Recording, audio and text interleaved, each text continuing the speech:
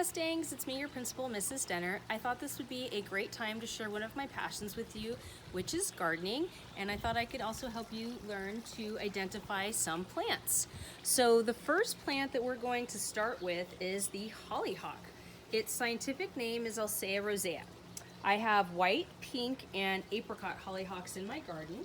They produce a lot of seeds at the end of their life cycle, and I was able to reseed my garden from last year's plants. I became interested in hollyhocks after walking through a community garden in San Juan Capistrano by the train station a few years ago. I liked how tall they grew and how they add dimension to the garden. I have planted some in my front yard too, but they aren't nearly as tall as these yet. My husband and I both like planting plants that bring bees, butterflies, and hummingbirds. Hollyhocks are important because they support the life cycle of painted butterflies as a host plant for caterpillars. They also attract pollinators like bees and hummingbirds.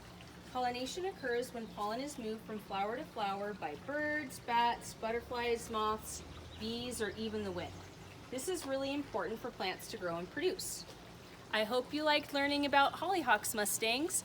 The next plant I'm going to share with you at another video is the pink fairy duster, which has a really funny name. See you later, Mustangs.